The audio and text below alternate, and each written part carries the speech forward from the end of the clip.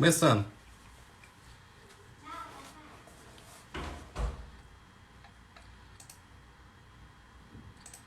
Edwin Sutherland. Olá pessoal, boa noite. É uma alegria tê-los aqui.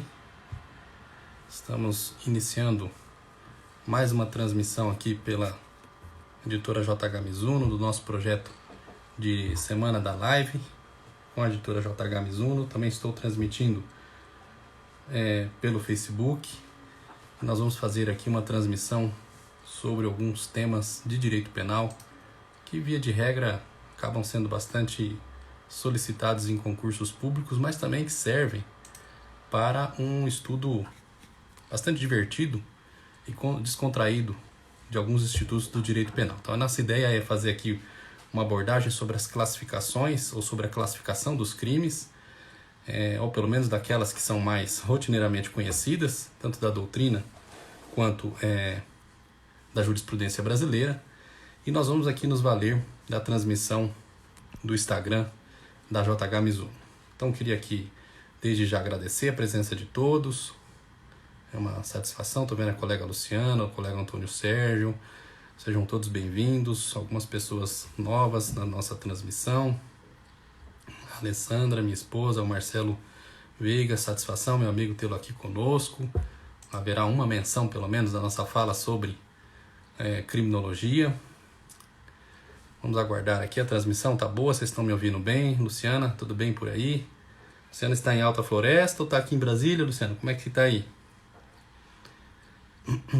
Vamos nos conectando ainda com a distância. Tá aí o pessoal, muito obrigado pela deferência, meu amigo. Vamos chegando, tá ótimo o som.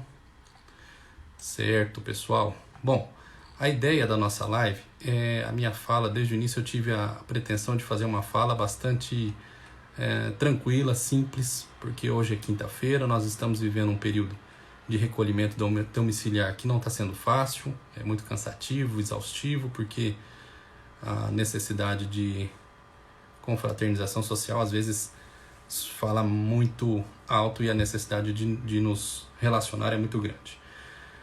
E então a minha ideia foi fazer uma live sobre um tema razoavelmente palatável. A classificação doutrinária de crimes, meus amigos, a gente trata isso no nosso livro da JH Mizuno, o livro que eu, juntamente com o colega Luiz Fernando Rossi Pipino, escrevemos. É o livro de resumo de direito penal, a parte geral. Gostaria de destacar para os senhores que a minha fala estará adstrita ao que nós colocamos nesta obra. A obra tem... este aqui é o volume 1, o volume destinado ao estudo da parte geral do direito penal. Evidentemente que o estudo faz algumas abordagens sobre os crimes previstos na parte especial, mas nós estamos trabalhando já no tomo 2 do livro para em breve lançarmos a continuação do livro, tratando especificamente da parte especial. Bom, vamos então ingressar e iniciar aqui o estudo, pessoal. A classificação dos crimes está a partir da nossa página 75 do livro. Nós tratamos aqui de cerca de 23 crimes, ou de 23 classificações, 26 classificações. Eu não sei se vai haver tempo de conseguirmos exaurir toda essa classificação. Eu recebi por e-mail também alguns questionamentos, algumas dúvidas sobre classificação de crimes. Se a gente conseguir abordar ao longo da minha fala, ao longo da classificação já contida no livro, a gente já resolve essas dúvidas, já tenta resolver e atender aos pedidos dos colegas, mas se não for possível, eu me coloco à disposição para ouvi-los e para responder esses questionamentos feitos por e-mail ou aqui pelo via direct do Instagram, ok, pessoal? Bom, então vamos dar início aqui à nossa fala. Eu quero iniciar pela classificação mais conhecida de todos e talvez aqui tenha algum tipo de mais importância prática, diz respeito aos crimes materiais ou crimes formais. Como todos sabem, o crime material é aquele crime em que a tipificação prevê, a tipificação e a redação típica já prevê tanto a conduta, descreve a conduta a ser realizada como sendo a conduta proibida pelo legislador penal, e também prevê o resultado, sendo que para a consumação do delito é necessário que ocorra exatamente este resultado descrito e previsto na norma penal. Então, o exemplo clássico do crime de material é o crime de homicídio, E eu gostaria já de tocar na questão sobre algumas divergências relacionadas a alguns crimes materiais previstos na legislação. Eu me refiro especificadamente ao crime de furto, que, como todos sabem, é um crime que possui uma repercussão prática muito grande.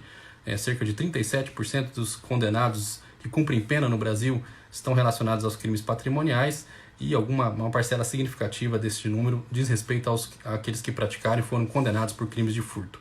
O crime de furto, como os senhores sabem, tem um momento consumativo divergente na doutrina e na jurisprudência. Para vocês terem uma ideia dessa divergência, quando eu comecei os estudos para a realização de concurso público, já faz algum tempo, sou promotor de justiça desde o ano de 2003, naquela ocasião prevalecia o entendimento jurisprudencial que o crime de furto se consumava não só com a inversão da posse do objeto furtado, mas também com o desempenho dessa posse de forma mansa e tranquila, né? O agente do crime de furto deveria exercer sobre a res furtiva, sobre o objeto furtado, uma tranquilidade muito grande sobre a posse mansa e tranquila sobre esse objeto, requisito que foi com o tempo sendo dispensado, e atualmente entende-se que o crime de furto se consuma pura e simplesmente com a inversão da posse novamente, e este é o resultado material previsto na norma penal, razão pela qual o crime de furto também deve ser considerado como crime material. Está aí o nosso amigo Luiz Fernando Pipino, nosso coautor da nossa obra de Direito Penal aqui da JH Mizuno, pessoal. Pipino, seja bem-vindo, uma satisfação tê-lo aqui com a gente, uma alegria poder contar com a sua coautoria nessa belíssima obra que nós conseguimos conceber aí para o pessoal, né? Eu gostaria de deixar também registrado o seguinte: todos os crimes culposos são crimes materiais, porque a análise a respeito da negligência, da imprudência e da imperícia é feita pelo resultado produzido pela conduta culposa. Então isso acaba refletindo na necessidade de compreender que todos os crimes culposos são também crimes materiais. O crime formal é o crime em que o legislador prevê na descrição típica não só a conduta a ser realizada, descreve também o resultado a ser obtido em razão dessa conduta, mas, diferentemente do crime material, no crime formal basta que seja realizado, ou basta que seja alcançado o resultado, basta que seja simplesmente praticada a conduta para a configuração e a consumação do delito. O exemplo por excelência que a gente relata no nosso livro é o crime de extorsão, o crime de extorsão mediante sequestro, mas nós poderíamos aí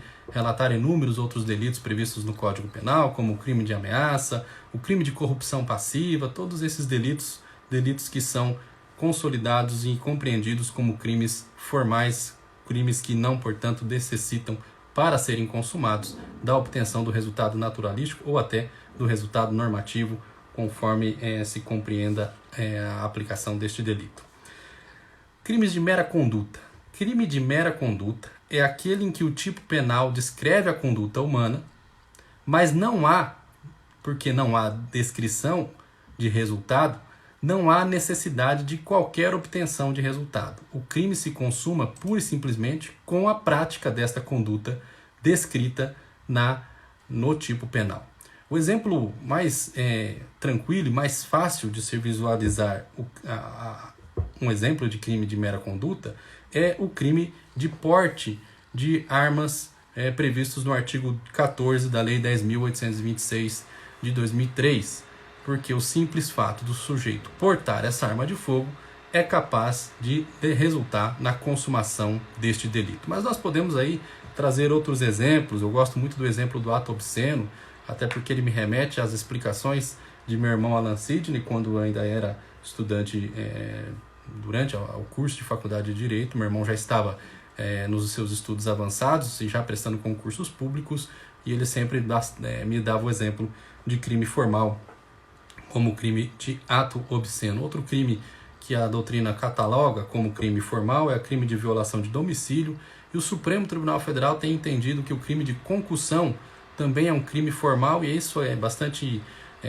isso tem uma repercussão prática bastante interessante, porque não é incomum nós vislumbrarmos notícias jornalísticas de pessoas que estão sendo presas em flagrante por crime de concussão, porque elas teriam exigido determinada vantagem, e vantagem indevida, né, naturalmente, para a prática de determinado ato em face de algum cidadão, e opera-se ou realiza-se toda uma operação policial para prender aquela pessoa em flagrante delito, momentos ou dias até, inclusive, depois do momento consumativo do delito, que se consuma, por ser crime de mera conduta, no momento em que o funcionário público faz a exigência dessa vantagem devida.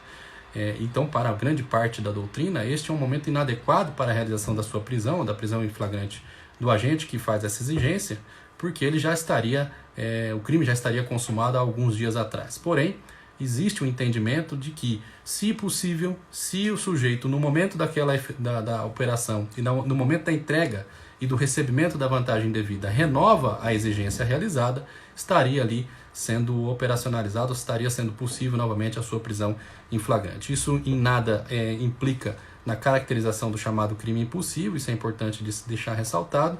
O que eu quero deixar bastante destacado é que o crime de concussão é um crime formal, que pode eventualmente impedir a prisão em flagrante quando o sujeito faz a exigência num dia e eventualmente a apreensão dele ocorra dias depois, mas isso não pode, em hipótese nenhuma, ser confundido com crime impulsivo e, portanto, resultar na impossibilidade do sujeito ser apreendido por este comportamento. Bom, vamos aqui avançar e vamos então compreender um pouco sobre a classificação denominada de crimes quanto ao crime instantâneo de efeito permanente e crime permanente. O crime instantâneo, pessoal, é aquele crime cujo momento consumativo ocorre em um determinado e único instante. Significa dizer que a legislação prevê especificadamente o momento exato em que o crime se consuma. E o exemplo por excelência é o crime de furto, o crime de roubo, porque são crimes que têm momento exato para a sua consumação. Agora, existe uma classificação que causa uma certa polêmica que diz respeito ao crime instantâneo de efeitos permanentes. Vocês poderiam me dizer, olha, mas quase todos os crimes são crimes instantâneos de efeitos permanentes, tendo em vista que o resultado, a alteração produzida pela conduta criminosa, seja numa perspectiva naturalística, seja numa perspectiva meramente normativa, é praticamente irreversível, e em razão disso, inclusive, que o crime resta consumado, permanentemente consumado. Mas o que se quer pretender com esta classificação é mencionar que existem determinados crimes que os efeitos praticados pela conduta criminosa são irreversíveis, são perpétuos e irreversíveis.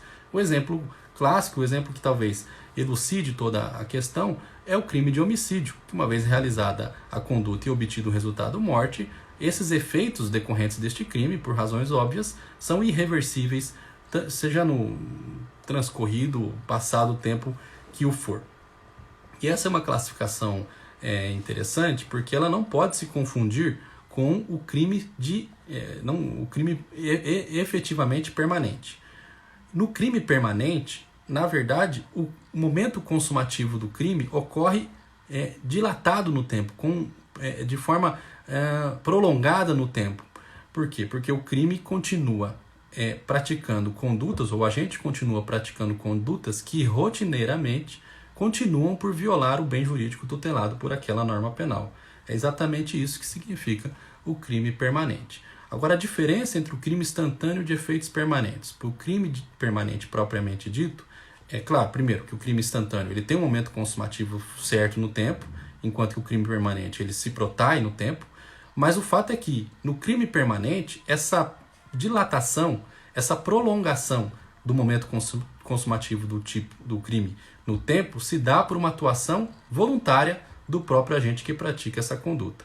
Ao passo que no crime instantâneo de efeitos permanentes, o que se prolonga no tempo são os efeitos da conduta delituosa já realizada pelo agente e esses efeitos prolongam-se no tempo independentemente da vontade e da reatuação, da atuação rotineira do agente para a perpetuação desses efeitos permanentes. Então é por isso que este é um crime, essa é exatamente a diferença entre crime instantâneo de efeitos permanentes e o crime permanente propriamente dito.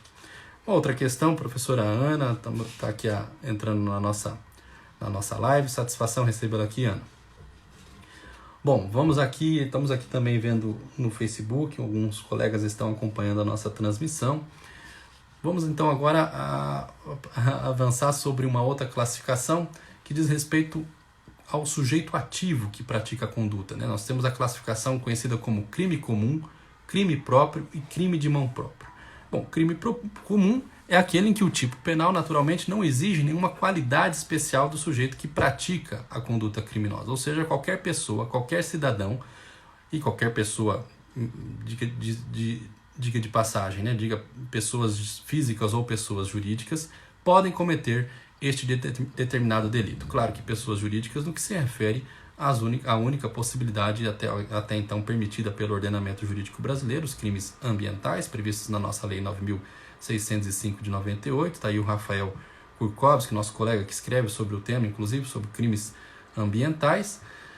Mas o crime comum ele é caracterizado justamente pela possibilidade de que qualquer pessoa possa vir a cometer o crime. O exemplo fácil, o exemplo clássico é o crime de furto, o crime de roubo, o crime de homicídio. São todos crimes cometidos por qualquer pessoa, porque o tipo penal não exige qualquer qualidade especial do sujeito ativo que realiza essa conduta. Agora, o crime próprio, por outro lado, é o crime que exige sim uma qualidade especial do sujeito ativo, de modo que somente essa pessoa que reúne essas condições especiais, essa qualidade, essas circunstâncias especiais, é que pode cometer este delito. O exemplo fácil para memorizar o conceito é o crime de infanticídio, que só pode ser cometido pela própria mãe, em face do seu próprio filho, logo após o nascimento dessa criança e ainda sobre o estado puerperal. Mas nós podemos dar outros exemplos, como os crimes funcionais, os crimes praticados por funcionários públicos, que via de regra são também crimes próprios, né? Eu falei via de regra porque recentemente eu até lecionava isso numa pós-graduação que dou aula sobre crimes contra a administração pública, e temos que tomar cuidado porque tanto a corrupção passiva quanto o crime de concussão, de corrupção ativa e de crime de concussão, eles mencionam a corrupção passiva e concussão, eles mencionam exatamente a possibilidade do sujeito, antes mesmo de tomar posse em determinado cargo, mas em razão dele, praticar estas condutas, ou seja, trata-se aí, especificadamente nesta hipótese, bastante rara de acontecer, é verdade, o sujeito, o cidadão comum, possa vir cometer um crime isoladamente, sozinho, um crime funcional, um crime de corrupção passiva, um crime de concussão. Então essa é uma exceção aos crimes próprios, que são os crimes funcionais. Bom, e temos também o crime de mão própria, que é também conhecido como crime de atuação pessoal ou de conduta infungível. O que é crime de mão própria?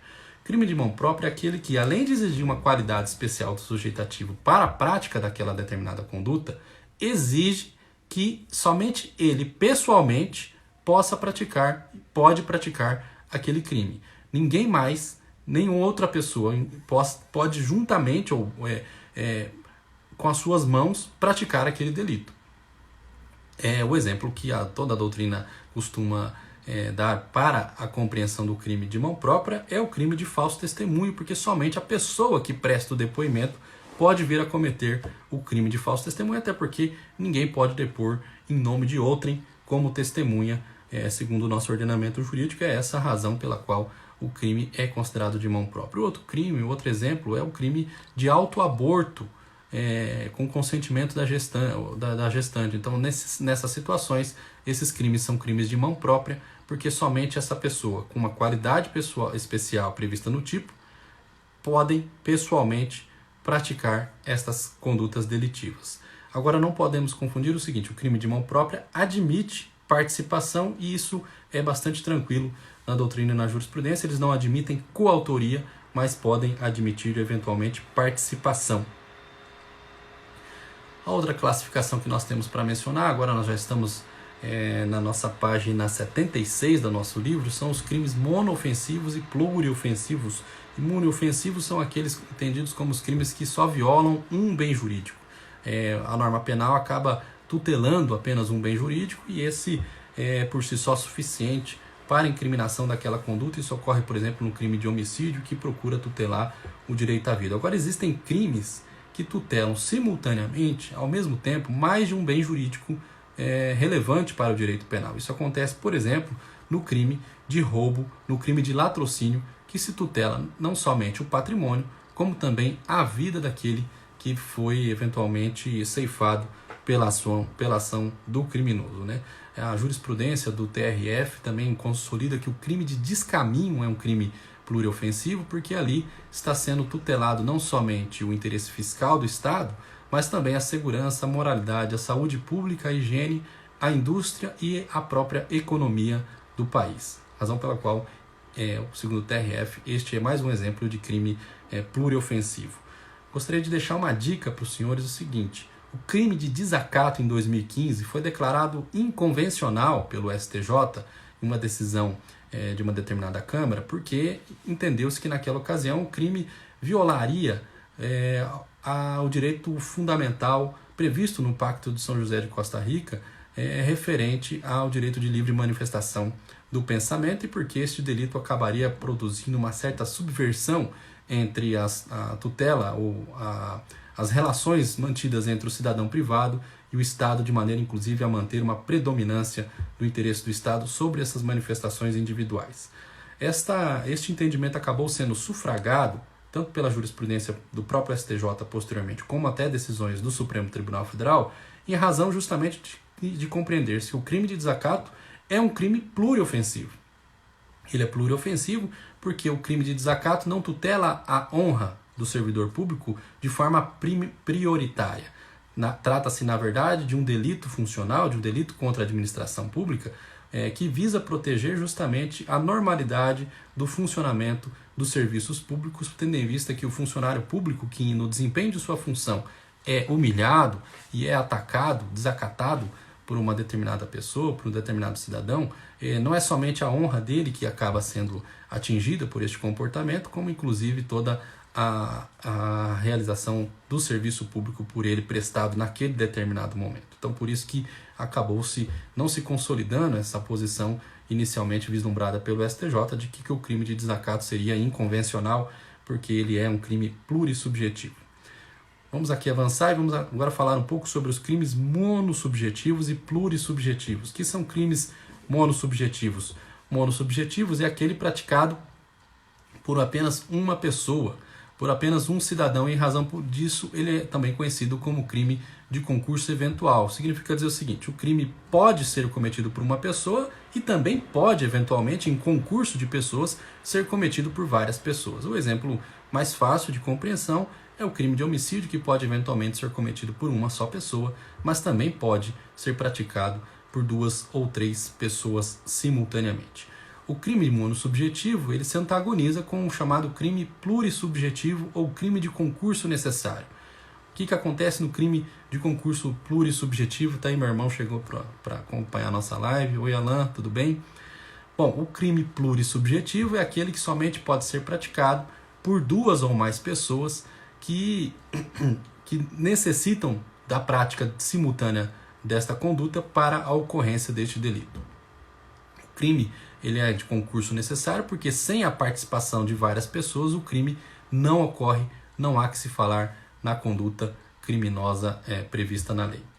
O crime de plurissubjetivo ele se divide em crime de plurissubjetivo de condutas paralelas, de condutas convergentes e de condutas divergentes. No crime de conduta paralela, os agentes ajudam-se mutuamente, reciprocamente, para a produção de um resultado em comum. O exemplo clássico é o crime de associação criminosa, previsto no artigo 288 do Código Penal, o crime de organização criminosa, previsto na Lei 12.850, o crime de milícia privada, o crime novo, previsto no artigo 288-A. Então, todos esses crimes são exemplos de crimes plurissubjetivos de conduta paralela. Crime plurissubjetivo de conduta convergente são aqueles em que os agentes praticam esta conduta para que elas convirjam para os seus interesses ilícitos de forma, cada um parceladamente realiza uma determinada conduta e ambas as condutas violam determinado bem jurídico simultaneamente, mas de forma convergente. Significa dizer, se eles praticassem essa conduta sem a participação do outro, não haveria o delito em estudo. O exemplo que a doutrina costumava mencionar é o crime de bigamia, previsto no artigo 235, que como todos sabem, foi revogado pelo Código Penal. Aliás, não foi revogado. O crime que foi revogado foi o crime de adultério. O crime de bigamia continua vigente, está previsto no artigo 235 do Código Penal. Crime plurissubjetivo de conduta divergentes ou de condutas contrapostas é aquele em que os agentes direcionam suas condutas uns contra os outros. E o exemplo é o crime de rixa previsto no artigo 137, que é um crime em que todos brigam simultaneamente, sem qualquer tipo de grupo, divisão organizada ou grupos predominantes ou grupos identificados entre si. E o que caracteriza o crime de rixa é justamente essa confusão de interesses e de agressões mútuas entre aqueles que praticam este crime. Bom, o crime, a próxima classificação é crimes de subjetividade passiva única e de dupla subjetividade passiva. Crime de subjetividade passiva única é aquele em que há apenas um sujeito passivo, significa dizer, há apenas uma vítima identificada. Trata-se, portanto, de um exemplo clássico, crime de homicídio, porque no crime de homicídio o morto é exatamente a pessoa caracterizada como sendo esta vítima. E no crime de dupla subjetividade passiva é aquele em que o crime obrigatoriamente tem mais de uma vítima atingida pela conduta do sujeito ativo. O exemplo clássico é o crime de aborto provocado por terceiro, previsto no artigo 125 do Código Penal, já que a conduta afeta não só a mulher gestante, como também o feto que ela trazia em seu ventre, que foi atingido por esta conduta. O outro exemplo é o crime de violação de correspondência, porque ele viola o sigilo contido na correspondência tanto do remetente quanto do destinatário daquela determinada correspondência. Crime unissubsistente e plurissubsistente. Trata-se de uma classificação que importa para fins de identificação de crimes que admitem ou não tentativa, porque o crime unissubsistente é aquele praticado por intermédio de uma conduta infragmentável, significa dizer, uma conduta indivisível. O exemplo por excelência é o crime de injúria praticado, por exemplo, pelo meio oral. Nestas situações, justamente porque a ofensa já é proferida imediatamente, simultaneamente, com os vocábulos proferidos pelo ofensor, não é possível dividir, não é possível, então, identificar a maneira de forma parcelada como essa conduta poderia caracterizar o crime tentado. Mas o outro exemplo bastante emblemático são os crimes omissivos. Os crimes omissivos, via de regras, são crimes unissubsistentes. E, em razão disso, eles não admitem tentativa e eles são... porque eles acabam caracterizando uma conduta indivisível. O crime plurissubsistente, por outro lado, é aquele crime que tem uma conduta fragmentável no tempo. Ele pode ser fracionado. A conduta pode ser constituída por vários atos. E esses atos, como os senhores sabem, é identificado pela expressão iter criminis, é que acaba permitindo justamente a identificação das fases do crime, né? A cogitação, a preparação, a execução e o exaurimento do crime, e que pode inclusive levar à identificação do crime tentado ou não de determinadas figuras delitivas. Vamos aqui avançar e vamos ingressar, porque o tempo está correndo bastante rápido, sobre os crimes de colarinho branco e crimes de colarinho azul. Crime de colarinho branco é uma linguagem, como eu disse, né, Marcelo? Marcelo, nosso professor, nosso futuro professor, futuro autor do volume referente ao volume da nossa coleção da JH Mizuno de criminologia. O crime de colarinho branco é uma categoria da criminologia que identifica determinados crimes praticados por pessoas que ocupam altos postos de poder, altos postos e de prestígio junto à economia, junto a determinados setores sociais,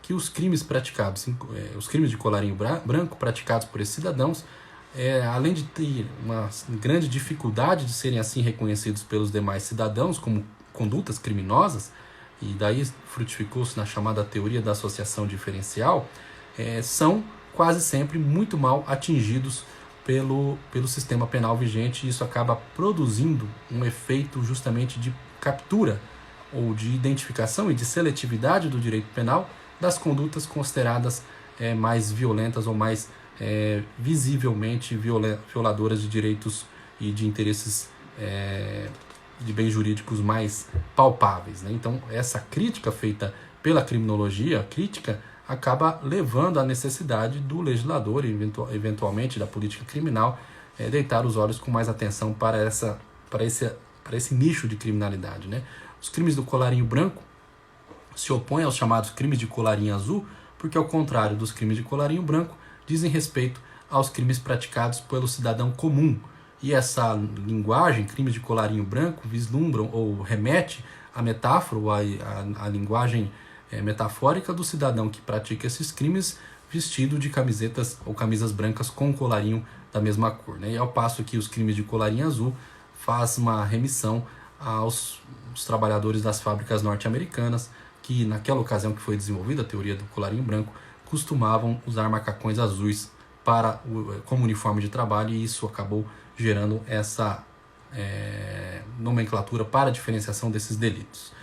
No próprio julgamento do Mensalão, o ministro Luiz Fux faz menção expressa sobre essa classificação, e isso é um ponto que acaba tendo um ponto importante aí de compreensão, tanto para a criminologia quanto para o direito penal, para entendermos que esta classificação já vem sendo assumida, inclusive, pela Suprema Corte Brasileira.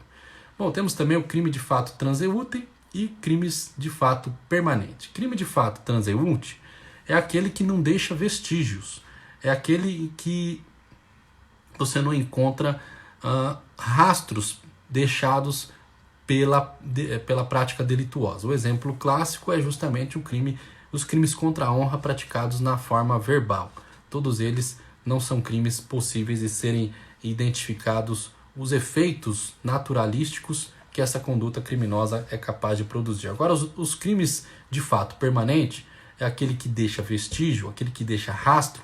Eles têm uma importância porque são estes os delitos que necessitam, segundo o artigo 158 do Código de Processo Penal, de exame de corpo de delito. O exame de corpo de delito nada mais é do que a formalização, a materialização da identificação desses vestígios deixados por este crime. Este tema volta a ganhar bastante importância, tendo em vista, como os senhores sabem, a alteração promovida pela Lei 13.964, a Lei Anticrime, que cuidou de forma bastante detalhada, de forma bastante pormenorizada, da chamada cadeia de custódia, e a cadeia de custódia tem lugar nos chamados crimes de fato permanente, os crimes que deixam vestígios. Então é por isso que o tema agora ganha ainda mais importância. O exemplo clássico deste crime é o crime de homicídio. Vamos também passar aqui para outra classificação, crime vago. Crime vago, meus amigos, é aquele crime em que você não consegue identificar um sujeito passivo certo, personificado, porque é atingido por aquela conduta uma entidade sem personalidade jurídica, como acontece, por exemplo, nos crimes contra a família, nos crimes contra a sociedade, nos crimes contra os sentimentos religiosos, e eu diria até os crimes contra a saúde pública, como é o crime de tráfico de drogas. Então, nestes crimes, não há a possibilidade de identificar o sujeito passivo personalizado, atingido pela conduta, e razão pela qual este é um crime, esses crimes são chamados crimes vagos. Eu estou avançando aqui na nossa obra, nós já estamos na folha 80, e eu vou falar de um crime pouco conhecido, uma classificação pouco conhecida, que é o chamado crime de plástico. Crime de plástico é aquilo que o professor e promotor de justiça, Maximiliano Roberto Ernest Furrer, dizia e ensinava, que eram aqueles crimes relacionados e criados a partir de um momento específico, de um momento histórico, e justamente para atender determinado reclamo atual de uma sociedade, porque naquela ocasião, naquele momento, aquele bem jurídico tutelado por aquele novo crime não tinha despertado ainda a atenção do direito penal. O exemplo que costuma mencionar é o artigo 154A do Código Penal, que prevê o crime agora de invasão de dispositivo informático, que foi inserido após um evento que acabou ganhando uma repercussão razoável no nosso país, tanto que a lei que o inseriu, a Lei 12.737 de 2012, ficou conhecida como a Lei Caroline Dickmann, que é o nome de uma atriz que teria supostamente sido vítima de uma conduta de um hacker que entrou e que conseguiu invadir o seu dispositivo, o seu computador, e obter ali algumas fotos, algumas informações de caráter íntimo, né? Eu daria o exemplo ainda do crime agora de revanche pornográfica previsto no artigo 218C, que era uma conduta que não havia sequer possibilidade de ser prevista anteriormente pelo legislador, tendo em vista que hoje as facilidades para a realização de registros fotográficos de relações sexuais íntimas e depois, infelizmente, a utilização dessas imagens de forma vingativa por determinado cidadão em face de determinada pessoa podem produzir efeitos nocivos extremamente severos à imagem, à reputação e à própria vida privada das pessoas filmadas e levadas, expostas por essas condutas. Então, o que acontece nestas situações é que o crime foi editado para aplacar um sentimento de necessidade de atualização da legislação penal, dado inclusive o momento histórico em que esta conduta foi tipificada. Então este é o conceito, este é o entendimento consolidado do chamado crime de plástico. Crime parasitário, meu irmão Alan Sidney mandou para mim a pergunta e mandou para mim aí a necessidade de nós esclarecermos. Crime parasitário nada mais é do que o chamado crime acessório, ou para alguns chamado crime consequencial. É aquele que pressupõe necessariamente a conduta e a realização de outros crimes praticados anteriormente. Então, para a ocorrência do crime acessório, é necessário que tenha sido realizada a conduta criminosa anteriormente. O exemplo por excelência é o chamado crime de receptação, porque na receptação é necessário que o sujeito receba determinado objeto, objeto de crime anterior. Hoje o tema ganhou bastante importância em razão da nova lei de lavagem de dinheiro, que também prevê tipos penais acessórios e crimes parasitários, porque, como os senhores sabem, na lavagem de dinheiro, o sujeito se utiliza de determinadas condutas criminosas praticadas anteriormente para produzir justamente a sua reinclusão na economia de maneira formal, sem que sejam identificadas as origens ilícitas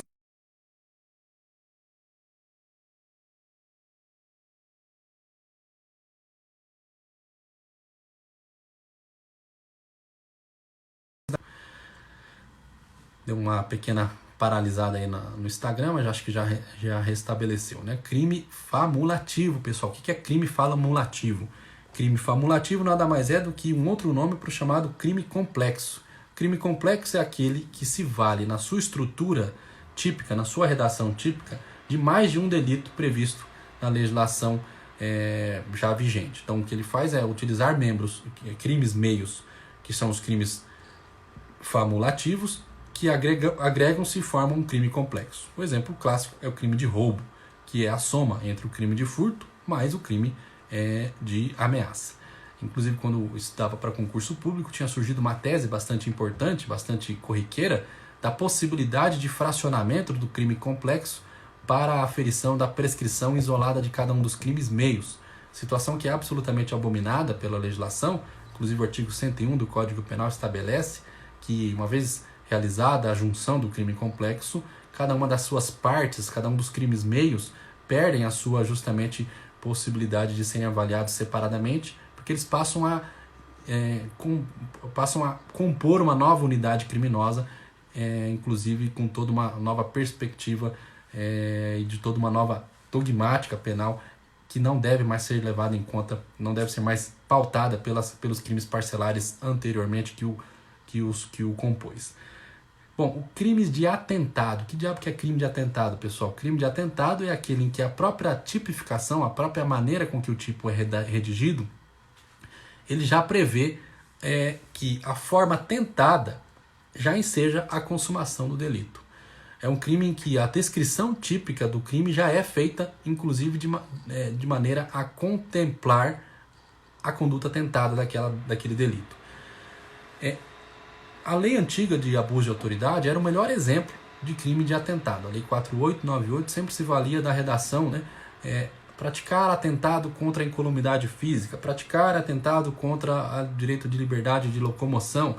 E aí toda a doutrina dizia e ensinava que esses crimes eram crimes de atentado e pouco importava se o sujeito praticasse a conduta de forma consumada ou tentada, porque o tipo penal já previa como a conduta consumada a descrição feita na modalidade tentada. Hoje nós temos como exemplo o artigo 352, que é o delito de evasão mediante violência contra a pessoa, praticada pelo preso que procura se evadir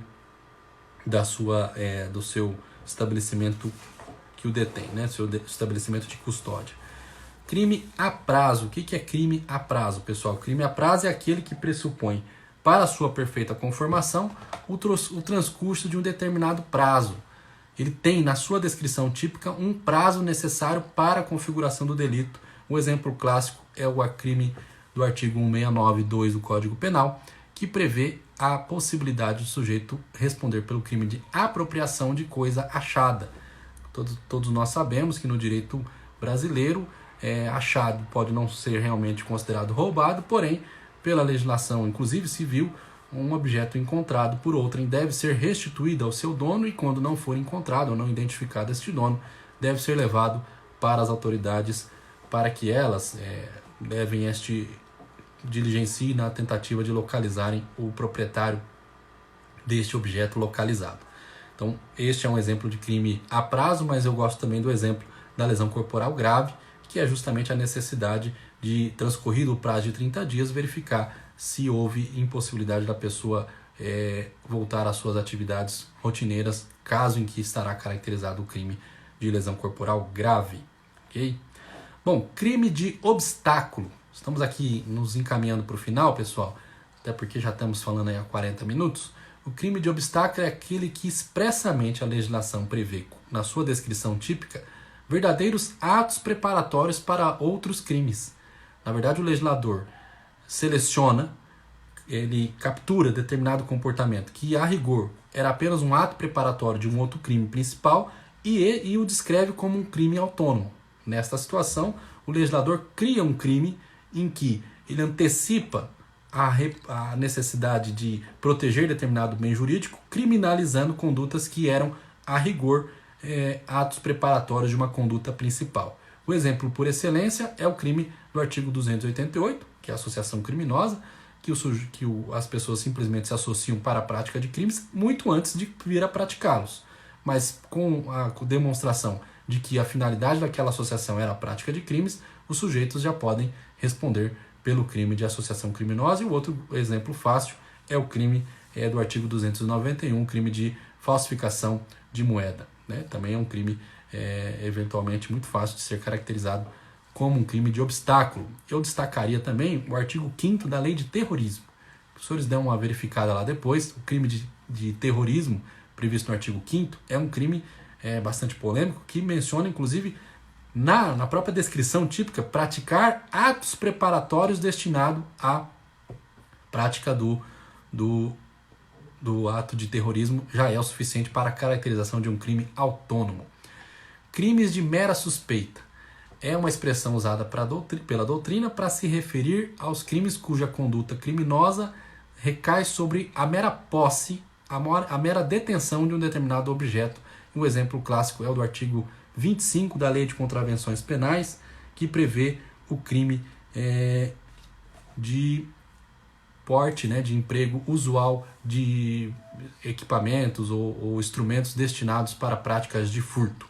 Nesses delitos, nessa conduta, entende-se que está sendo criminalizada uma conduta meramente suspeita, capaz de levar à caracterização do crime. Pessoal, me encaminhando aqui para o final, quero deixar para os senhores uma curiosidade, o crime liliputiano. Liliputiano também foi uma pergunta feita pelo meu irmão Alan. O crime liliputiano é o crime, apelido dado pelo professor Nelson Hungria para os chamados crimes, as contravenções penais, que pelo professor Nelson Hungria eram batizados de crimes anões. Crime anão justamente porque o crime de contravenção penal possuía uma densidade muito menor e possui uma resposta penal muito menor do que os crimes propriamente ditos. E essa expressão liliputiana, ela se remete à ilha de Lilliput, que era a ilha em que, naquela obra famosa, As Viagens de Gulliver, escritas em 1663, o sujeito Gulliver, acaba caindo nessa ilha, e nessa ilha ele encontra uma população de pessoas que mediam cerca de 6 polegadas, e ali são desenvolvidas uma série de histórias muito interessantes. O livro é um marco na literatura inglesa. Para os senhores terem uma ideia, um outro coautor da nossa coleção, o professor Arnaldo Sampaio de Moraes Godoy, autor do volume de Direito Tributário, que possui uma coluna no site Conjur, ele tem um artigo escrito sobre justamente as viagens de Gulliver, que fala inclusive das imperfeições da condição humana. O livro é extremamente rico porque ele possui justamente este tipo de conotação, né? Ele faz uma sátira aos livros de viagem e faz incursões sobre a natureza humana de forma brilhante. Vale a pena ler o livro, é um dos livros mais importantes da literatura mundial, razão pela qual isso inspirou inclusive o professor Nelson Hungria, resgatando essa ideia de maneira brilhante para a consolidação deste nome, né? Bom, quero encerrar dizendo para os senhores os chamados crimes aberrantes. Crimes aberrantes são aqueles praticados com erro de execução, ou chamado aberratio ictus, erro sobre o nexo causal, ou chamado aberratio causae, e o erro sobre o resultado diverso do pretendido, que é o chamado aberratio criminis. Então, todos esses são os chamados crimes aberrantes.